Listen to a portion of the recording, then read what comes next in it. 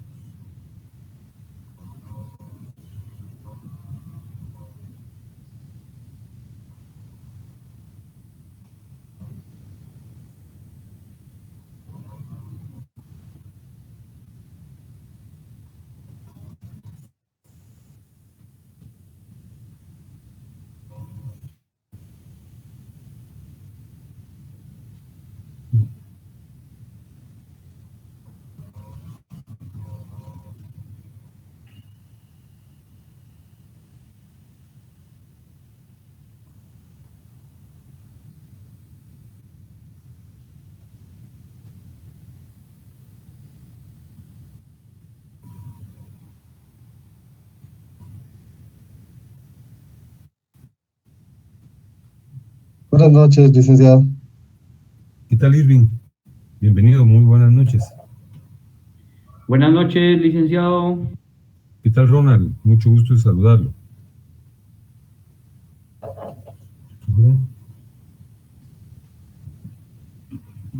¿No había concluido la clase precedente o ya?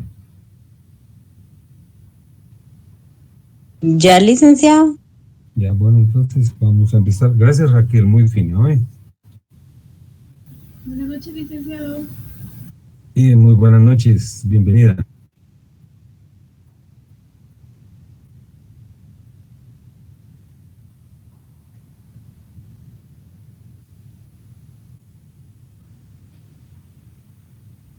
Muy bien. Sí, estamos casi. Fíjense que en la última ocasión en que, bueno, en principio les presento, perdón, mi saludo respetuoso, con todo afecto, y hago la invocación de rigor, esperando que todos estemos bien, que sus familias, mi familia, la familia de todos se encuentre en magníficas condiciones. También pedimos por nuestra comunidad facultativa y universitaria y por nuestro país, rodeado de penas, ¿verdad? Bueno, entonces, seguidamente les quiero traer a cuenta una información que de seguro que ustedes ya la conocen. Fíjense que el día de hoy nos trasladaron un mensaje relacionado a que la actividad de feriado de la conmemoración de la independencia da inicio mañana, de tal cuenta que mañana no tienen clases ustedes, ¿verdad? Ni nosotros, los profesores, tendremos que acudir, ¿verdad? Porque hay un permiso y el feriado que es la conmemoración del 15. Me imagino que ustedes ya lo conocían, pero si no es así, pues se los traslado. Probablemente el profesor de la clase antecedente se los platicó. Luego les señalé, les estaba por señalarles que en la última reunión virtual yo les trasladé un ejercicio que es el que sobre vamos a hacer algunos comentarios. Fíjense que el ejercicio no es de evaluación. Ocurre sorprendentemente que cuando voy a formular algunas preguntas, muchas personas se excluyen, ¿verdad? Lo importante es escuchar las respuestas y si por alguna circunstancia no las tienen, ¿verdad? Pues entonces lo lógico es, si son cuestionados, clarificar que no las tienen, pero escuchar, participar de la exposición que otros puedan hacer. Así es que les presento el temario de esta noche. Que aparece en la pantalla y que ya lo tienen en la pantalla, ¿verdad? ¿Ya lo miran? Sí, licenciado. Muchas gracias. Entonces, vamos a hacer, antes de exponer el tema, las interrogantes de rigor, ¿verdad? yo mejor les pregunto quiénes quieren participar para no generar alguna inconveniencia silenciosa, ¿verdad? ¿Alguien quiere intervenir?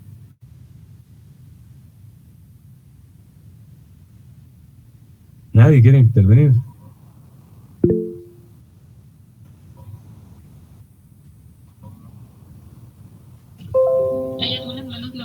Hay algunas manos levantadas. Floridalma. María del Carmen. Muchas gracias, permítame. Claudia María. Floridalma, María del Carmen. Y Claudia María. Esaú también. Muy bien. Claudia María y Esaú, ¿verdad? María y Esaú. Muchas gracias, le agradezco mucho. Gladys, con él también. Gladys, ¿verdad? Muy bien. Yo creo que con estas personas. Rosario Calderón. Y Rosario Calderón, muy bien. Es Rosario. Bueno, empiezo con Floridalma. ¿Qué tal, Floridalma? ¿Cómo está? Bien, licenciada, buenas noches. Mucho gusto en saludarla y gracias por participar espontáneamente. Le hago una formulación que es la que quedó consignada en la pregunta 1, que dice: Jorge desea promover un proceso constitucional de amparo, pero ignora qué requisitos debe atender para redactar el memorial inicial. Le pregunta a usted sobre la ley y el artículo que regula lo concerniente, y usted la respuesta le brindará. Licenciado, yo ahí coloqué el artículo 21 de la ley. Sí, exactamente, sí, así es. Así es, Floridalma. Su respuesta es breve, pero muy correcta. Para las personas que no realizaron la actividad, pues consultémoslo, porque eso es muy importante, ¿verdad? El artículo 21 contiene los requisitos de la petición y ahí se establece meticulosamente cuáles son los mismos: designación del tribunal, indicación de los nombres y apellidos del solicitante, especificación de la autoridad, funcionario, empleado, persona y entidad contra quien se interpone, relación de los hechos, indicación de las normas, y se acompaña la documentación que se relacione con el caso, lugar y fecha, firmas del solicitante y del abogado colegiado que lo patrocina. Es absolutamente correcta la respuesta. Bueno, le pregunto ahora a María del Carmen. ¿Estamos, María del Carmen? Buenas noches, licenciado. Gracias por intervenir, María del Carmen. Hoy, en la segunda interrogante dice: Jorge presentó el memorial inicial para promover el proceso de amparo comentado, pero el tribunal, al resolver, determinó que el planteamiento tenía varios errores. ¿Qué procede en este caso? ¿Pueden ser subsanados dichos errores? Cite el artículo y la ley en que fundamentó su respuesta. Está fundamentado en el artículo 22, que es la omisión de requisitos en la petición. Y lo que pasa aquí es que, por ejemplo, le dan un plazo de 3 días para que se pueda subsanar dichos errores para poder continuar con el trámite. Sí, así es. Muchísimas gracias. Yo les estoy muy agradecido. Es usted muy fina por su intervención. Ahora le pregunto a Claudia María. Claudia María. Sí, licenciado. Claudia María, la pregunta es: ¿qué ocurre si no son subsanados los errores del planteamiento? Sí, licenciado. Me va a disculpar, pero yo justo esa fue la que no encontré, me perdí en el... Pero es el artículo 22, Claudia María. Sí. Leámoslo, por favor. Esté tranquila, ¿verdad? Porque usted está interviniendo, es lo correcto, ¿verdad? Lógicamente, este coloquio tiene por objeto la participación de ustedes y la necesaria relación con el tópico. Ya tiene a la vista el artículo 22 de la de la Ley de Amparo, Exhibición Personal y Constitucionalidad. Sí, licenciado, ahorita ya casi. Leámoslo todo. Ok. Artículo 22. Omisión de requisitos en la petición. Cuando la persona que solicita un amparo haya omitido el señalamiento de uno o más requisitos en la interposición o sea defectuosa la personería, el tribunal que conozca el caso resolverá dándole trámite al amparo y ordenando al interponente cumplir con los requisitos faltantes dentro del término de 3 días, pero en lo posible no suspenderá el trámite. Cuando el tribunal lo estime pertinente, podrá agregarse a este término el de la distancia. Muchísimas gracias. En el contexto de ese artículo se advierte que dice que en lo posible no suspenderá el trámite, lo cual quiere decir que sí existe esa posibilidad y es lo que ocurre, ¿verdad? Cuando no se subsanan los requisitos, se suspende el trámite. Muy bien, le pregunto a Esaú. ¿Estamos listos, Esaú?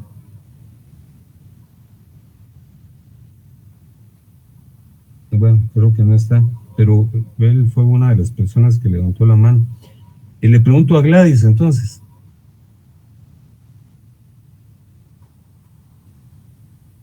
Gladys. Licenciado, disculpe, no sé si estoy en lo correcto. De primero se va a la resolución y se admite a trámite amparo provisional. Pero estamos en qué, estamos en la 4, ¿verdad? ¿Usted es Gladys?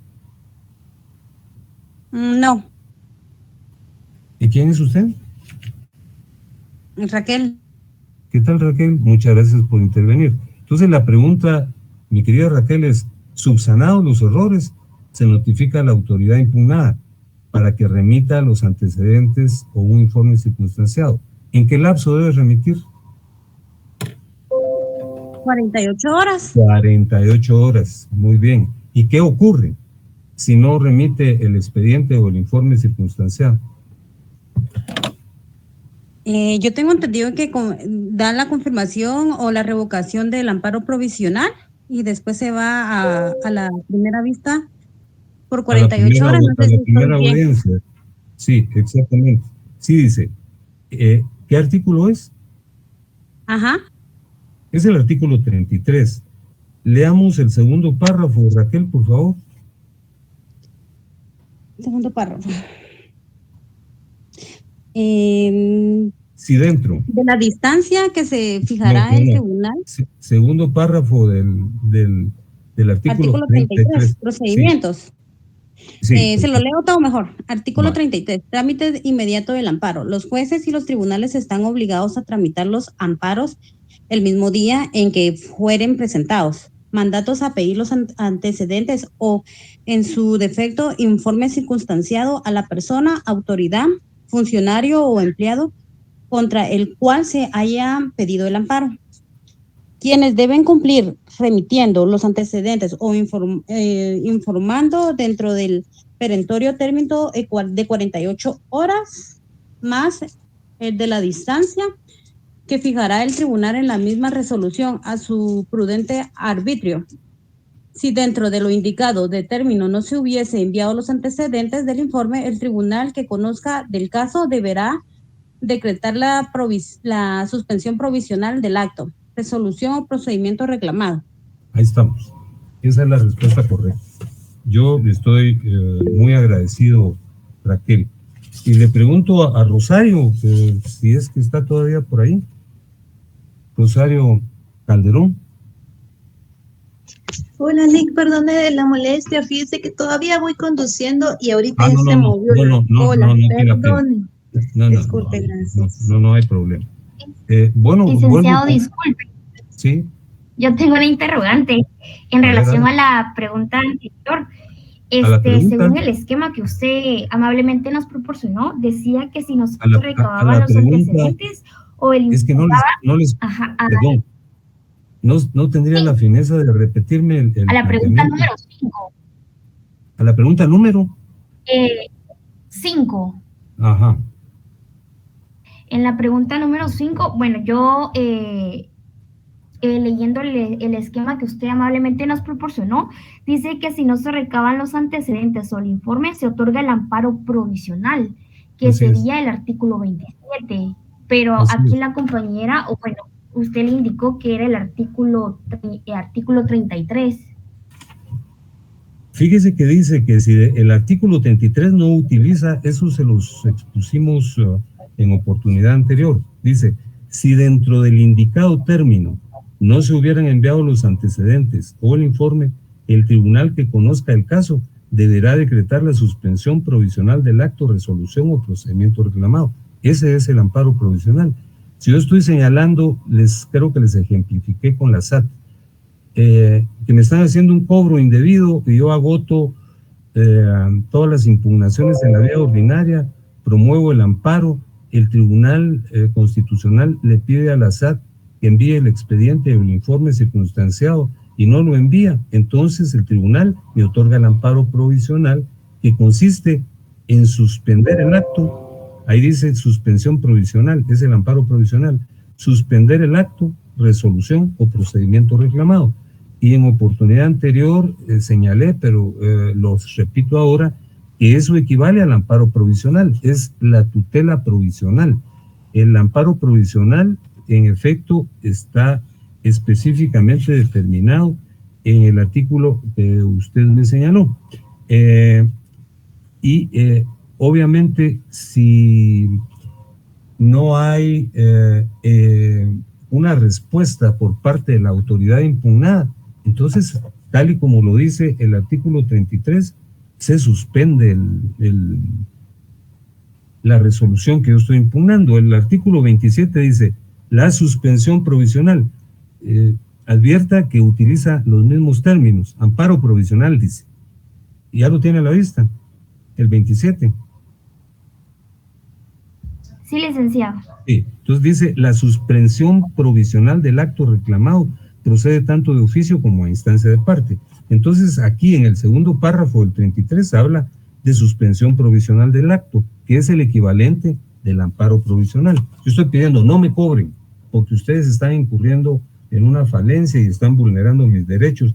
Entonces, el tribunal ordena que se suspenda esa resolución en donde se autorizaba a la entidad a cobrar. ¿Estamos bien? Gracias, licenciado, muy amable. No, a usted. A ver, le pregunto a Esaú si está todavía dispuesto a intervenir. Bueno, ¿quién desea intervenir? Nadie. Buenas noches, licenciado. Yo levanté la mano, pero como que no la vio, disculpe. No, yo no la miro, fíjese, perdóneme. Bueno, no se preocupe. Pero tiene la palabra, por favor. ¿Con quién estoy conversando en este momento? Carlos Magarín, a la orden. ¿Qué tal, Carlos? ¿Cómo está? Le agradezco mucho, pero muchísimo su intervención hoy. A usted le agradezco la oportunidad, licenciado. Muchas gracias, muy fino.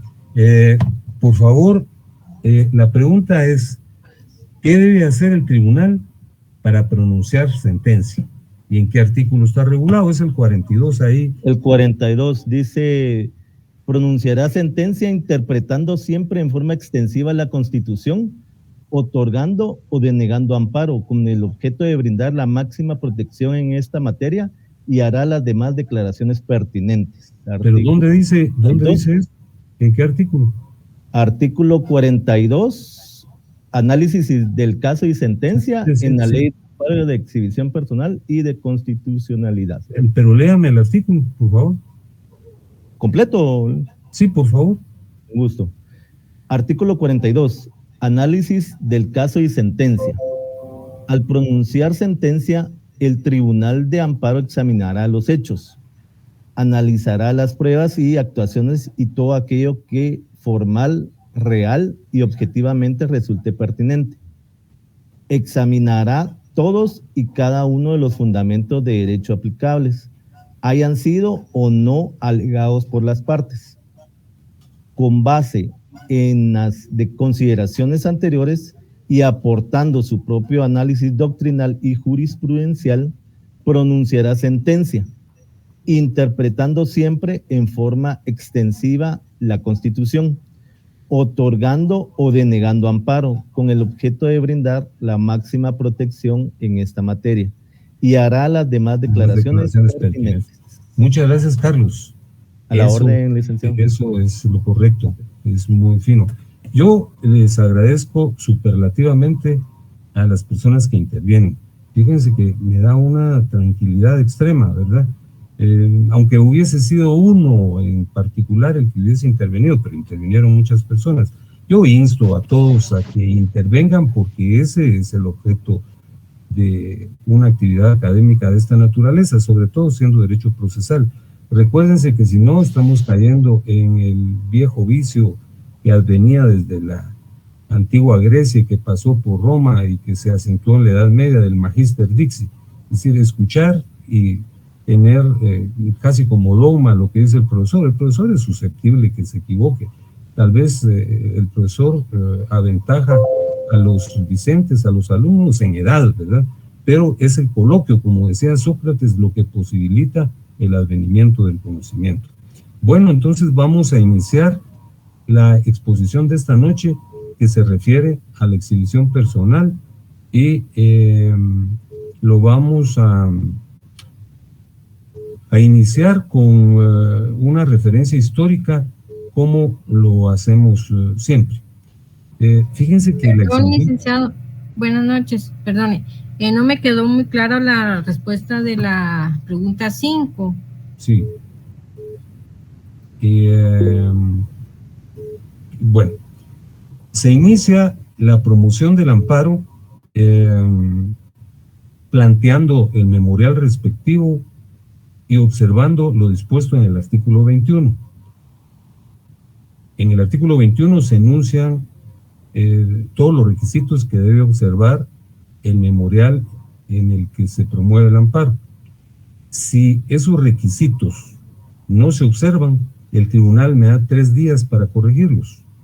Y si no los corrijo, se suspende el trámite del amparo. Ahora, si los corrijo o si no hay falencia alguna, el tribunal, en la resolución correspondiente, le ordena a la institución demandada que remita el expediente respectivo o un informe circunstanciado.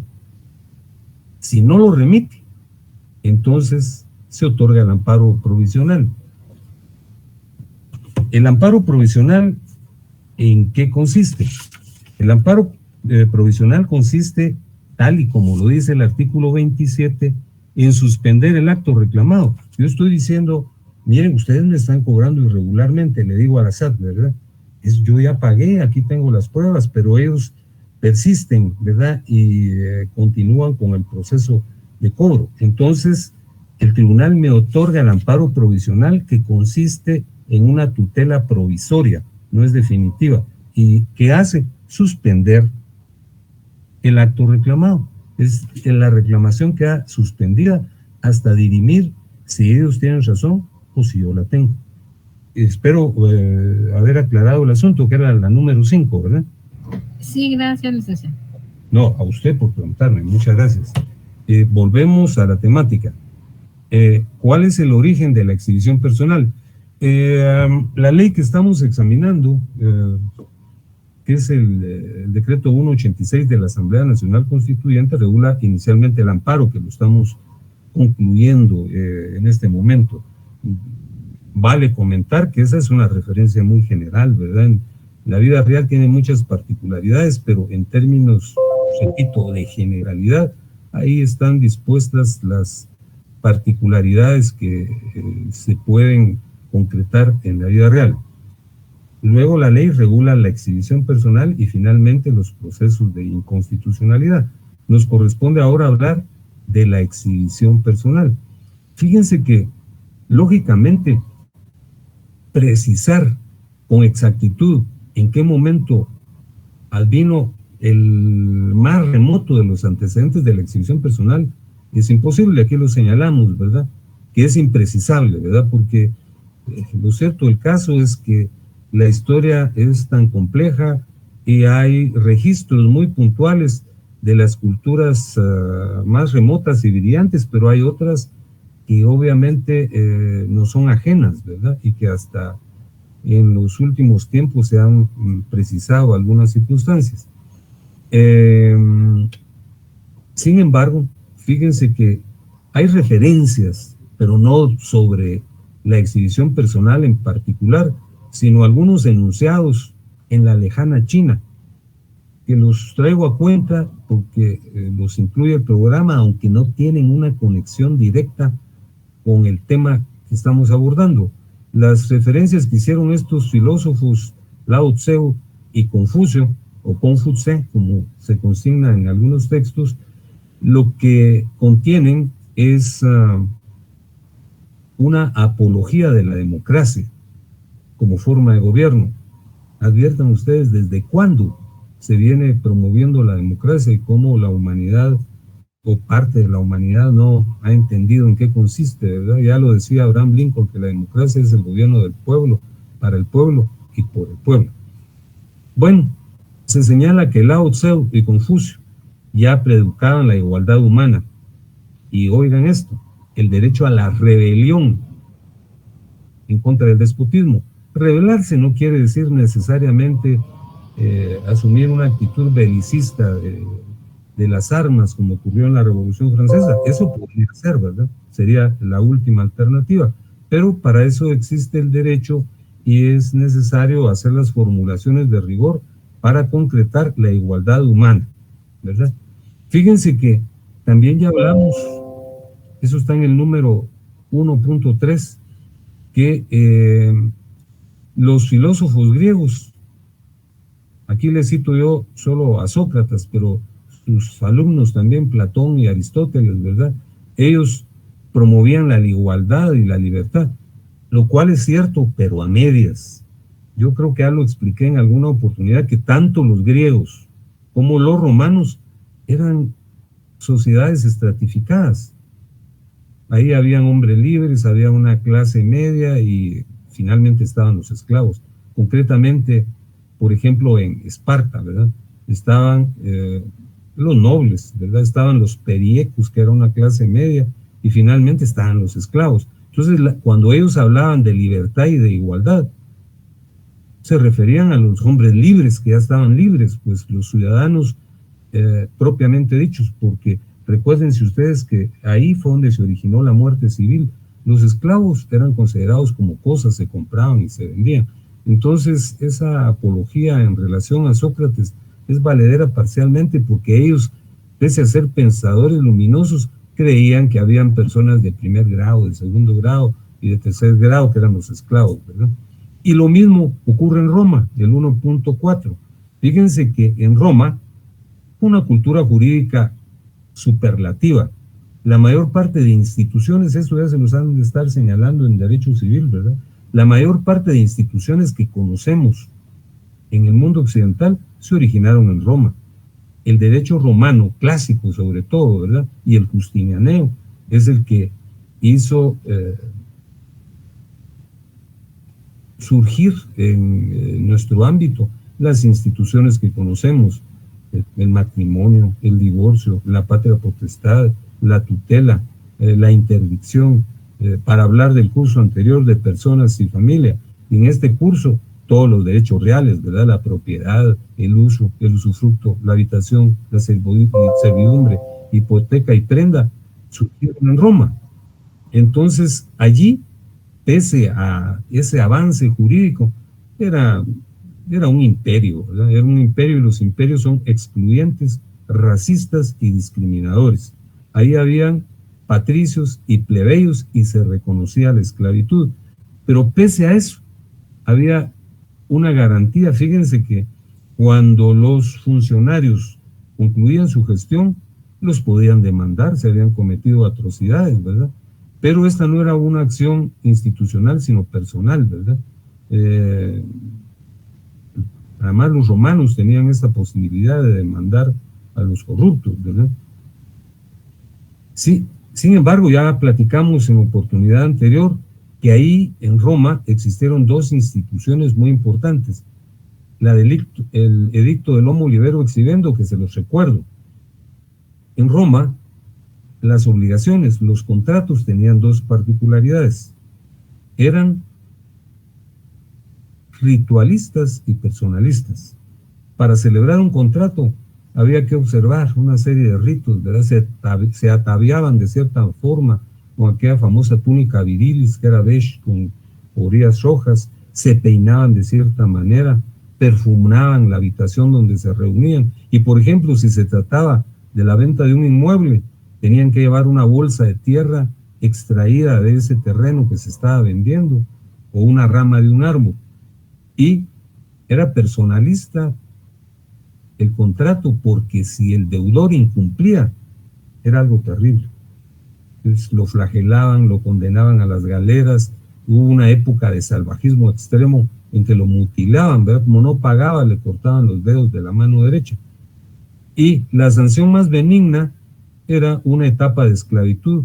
El deudor que no pagaba le tenía que servir al acreedor durante cierto tiempo. Por ejemplo, lo sancionaban con 5 años de actividad servil. Entonces podía ocurrir que el acreedor abusaba y no lo liberaba a los 5 años, sino que a los 6 o a los 7, o lo dejaba indefinido. Entonces el deudor podía promover, como ya se los expliqué anteriormente, el edicto del homo libero exhibendo. Le pedía al judex, al juez: miren, yo ya cumplí, vengan, adviertan que ya cumplí y que me liberen. Ese sí es un antecedente de la exhibición personal, ¿verdad? Porque el judex, el juez, tenía que ir a ver si en efecto él todavía continuaba como esclavo, tenía que exhibirlo. Y también la intercesio tribunicia, ya hablamos que con la emisión de las 12 tablas se creó la figura del tribuno de la plebe, ¿verdad? El sector popular siempre ha sido el castigado, el humillado, el vilipendiado, el arrinconado y el explotado. Y en Roma por lo menos existía una figura de un tribuno que los defendía, que es un antecesor del procurador de los derechos humanos, que tiene que defender lo atañedero a los derechos humanos. Entonces podemos decir que más precisamente los antecedentes de la exhibición personal están en Roma, con esas dos figuras que yo les he señalado. Pero lo que es sorprendente es que fue en Inglaterra donde no solo apareció el constitucionalismo, como ya lo estudiamos en el curso precedente en Derecho Constitucional, y en este también. Fíjense que ahí existieron una serie de situaciones vinculadas con la Constitución y el advenimiento de la misma.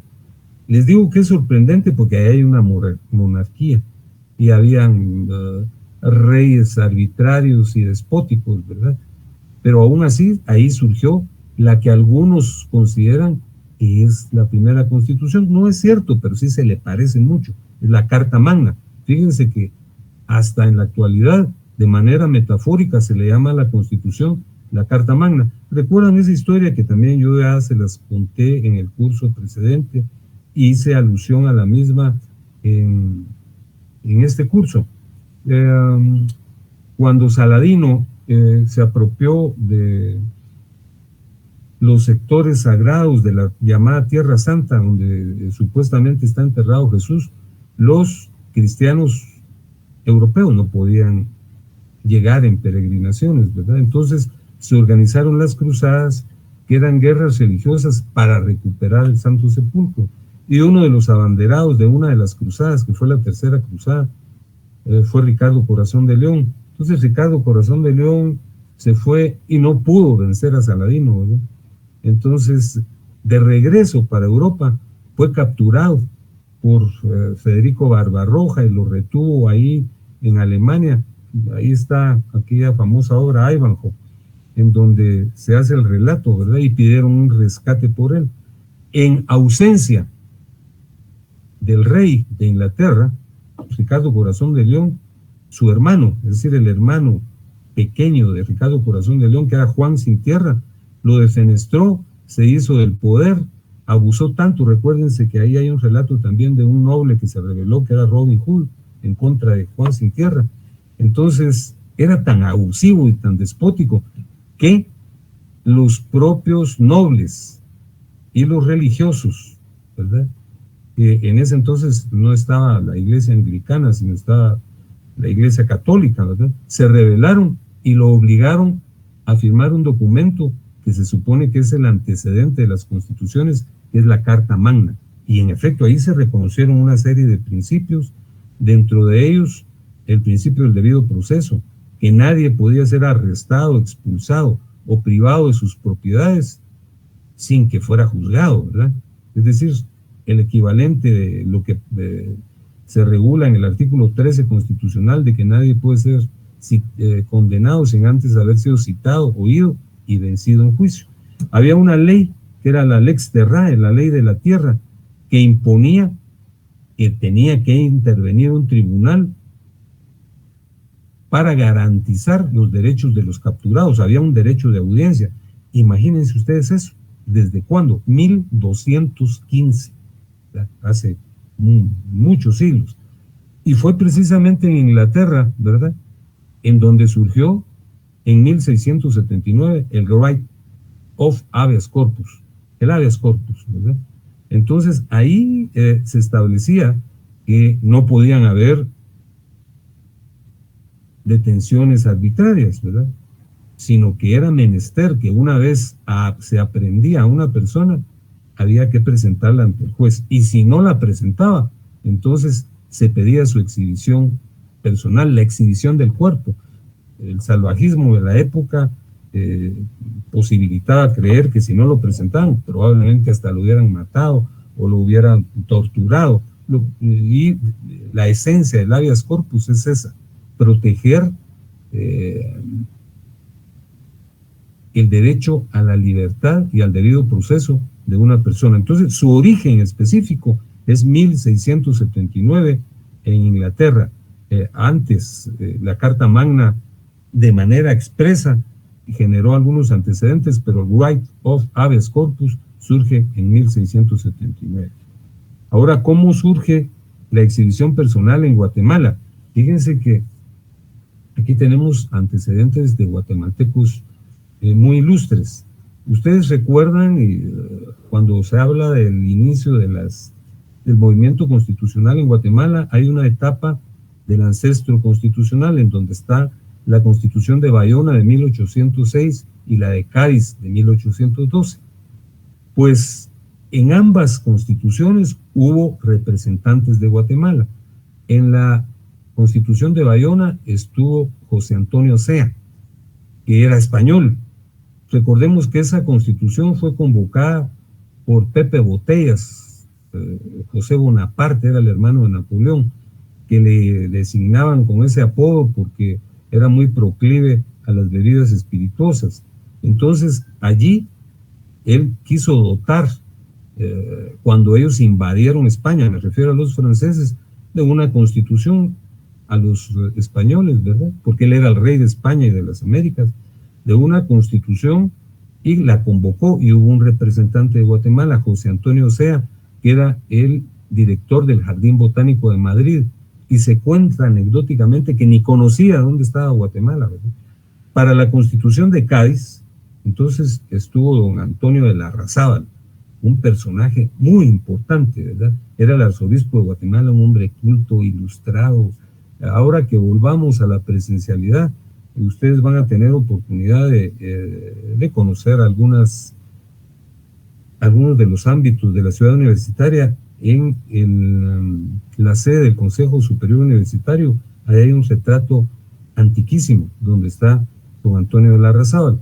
Entonces fíjense que los suplentes de don Antonio de Larrazábal en las Cortes de Cádiz fueron dos hermanos, Andrés y Manuel Llano. Aquí se los estoy citando en el 2.1. Entonces ellos eran realmente muy jóvenes, pero muy estudiosos, y ellos propusieron ante las Cortes de Cádiz en el año 1810 un proyecto de ley de habeas corpus, ¿verdad? Ni siquiera llegó a discutirse, como se los insinuó ahí. Lo tomaron de una manera irrelevante, probablemente porque ellos eran diputados de una de las provincias españolas en América, de las provincias de ultramar, ¿verdad? Entonces ni siquiera lo tomaron en cuenta, pero es de advertir que ya existía una inquietud en Guatemala en esa época, ¿verdad? Eran personas que obviamente para hacer una formulación de ese tipo tenían conocimientos jurídicos. No lo tomaron en cuenta, pero sin embargo la Constitución de Cádiz, así como se los estoy poniendo aquí, en el artículo 172 ya incluía un antecedente de la exhibición personal, porque le prohibía al rey privar de la libertad a cualquier individuo, ¿verdad? Todos recordamos que esas dos constituciones, la de Bayona y la de Cádiz, no tuvieron ninguna vigencia en nuestro país. Por eso se llaman del ancestro constitucional, porque sí hubo representantes de Guatemala en esa época, ¿verdad? De la Capitanía General, porque era una Capitanía General. En 1800, después de la llamada independencia en 1821, se suscitan ciertos acontecimientos. Se emite una constitución federal porque nos convertimos en un estado federal, ¿verdad? Las Provincias Unidas de Centroamérica.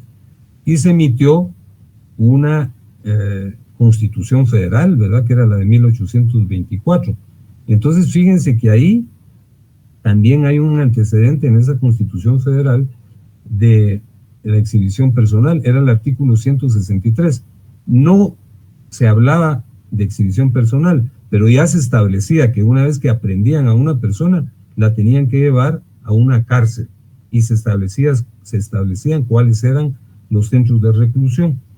Fíjense que la Constitución de 1825 del Estado de Guatemala tampoco no incluyó ninguna referencia en torno a la exhibición personal, solo habló de la inexistencia de la esclavitud, ¿verdad? Que ya era importante, pero como estamos hablando de la exhibición personal, debemos comentar que no hubo ningún antecedente claro. No fue sino hasta con el doctor Mariano Gálvez. Fíjense que Mariano Gálvez fue un prohombre guatemalteco, ¿verdad? Yo creo que ya les conté en alguna ocasión que ahí en el MUSAC, en el Museo de la Universidad de San Carlos, que en alguna oportunidad acogió a la Facultad de Ciencias Jurídicas y Sociales, allí, en ese salón de actos, sobre el proscenio, ahí está la tumba de don Mariano. Don Mariano se hizo del poder, era el jefe político del Estado de Guatemala, no era presidente porque formábamos parte de la Federación Centroamericana. En esa época surgió el habeas corpus, la exhibición personal. Fíjense que él tuvo un gobierno sumamente complicado, ¿verdad? Socialmente hubo mucha resistencia a la Iglesia Católica que se vio desplazado. Él era liberal, ¿verdad? Entonces, fíjense que él tuvo la intención de generar una mecánica vanguardista en Guatemala, de avance, ¿verdad? Y tuvo la pretensión de instaurar los códigos de Livingston. Livingston era un jurista norteamericano procedente de Luisiana que redactó un código procesal penal en donde se incluía como novedad los juicios por jurado, así como aparece en las películas, ¿verdad? Que hay un jurado. Y pretendió instalarlos aquí, ¿verdad? Ese fue uno de los elementos que propició su defenestración, ¿verdad? Pero lo cierto del caso, que cuando instauró los códigos de Livingston en 1836, ahí apareció la exhibición personal. Entonces surgió en 1836 con el gobierno del doctor Mariano Gálvez, cuando instauró los códigos de Livingston. Los códigos fueron suprimidos, ¿verdad? Porque todos estaban en contra de ellos, preferentemente la Iglesia Católica y los conservadores, ¿verdad? Pegaron el grito en el cielo y no lo permitieron. Pero la figura ya no desapareció. Incluso después de Mariano Gálvez, siguió el gobierno conservador de don Rafael Carrera, ¿verdad?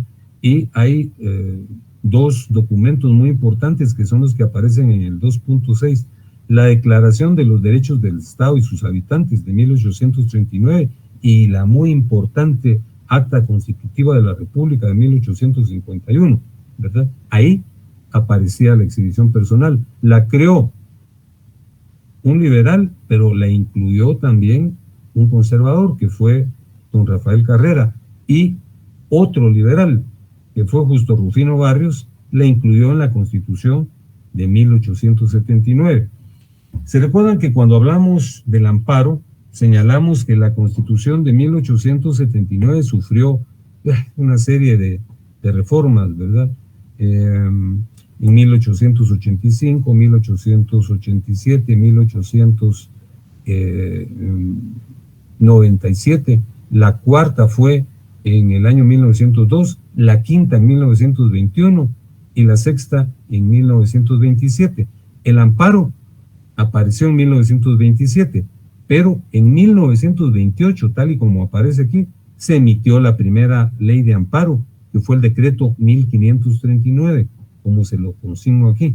El amparo estaba regulado en ese decreto, pero también ahí se regulaba la exhibición personal, ahí estaban las dos figuras, ¿verdad? Entonces fíjense que esa figura duró mucho tiempo, porque se emitió esa ley en 1928 y tuvo vigencia hasta 1966, ¿verdad?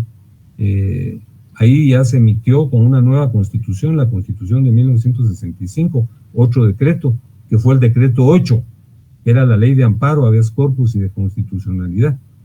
Estuvo vigente 20 años, hasta 1986, cuando se emitió la presente ley, que es el decreto 1-86 de la Asamblea Nacional Constituyente, que contiene la actual ley de amparo, exhibición personal y de constitucionalidad.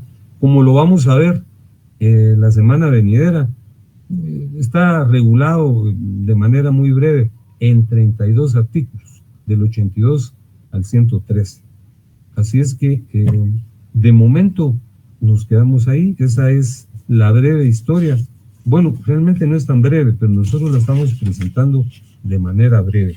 Yo quiero reiterar mi gratitud a Floridalma, a María del Carmen, a Claudia María, a Raquel, a Gladys, a Rosario y a Carlos Marín, que tuvieron la fineza de intervenir. Fíjense que no es una exageración, pero yo se los agradezco con todo sentimiento, con todo corazón, porque a veces, no sé, se siente uno, no sé, es un sentimiento desagradable que uno pregunta, pues el objeto es evidenciar que la transmisión ha tenido algún éxito, pero cuando uno obtiene como respuesta el silencio, perdonen, no es que sea melodramático, pero se siente muy feo. Espero que ustedes no tengan esa sensación nunca. Así es que, por el contrario, a los compañeros que ya mencioné y que repito sus nombres nuevamente, que son Floridalma, María del Carmen, Claudia María, Raquel, Gladys, Rosario y Carlos, les estoy sumamente agradecido. Les deseo que descansen y que tengan buena noche y que descansen el feriado del 15 y mañana les repito que no hay clases, ¿verdad? Que tengan buena noche. Buenas noches, licenciado. Muchas gracias.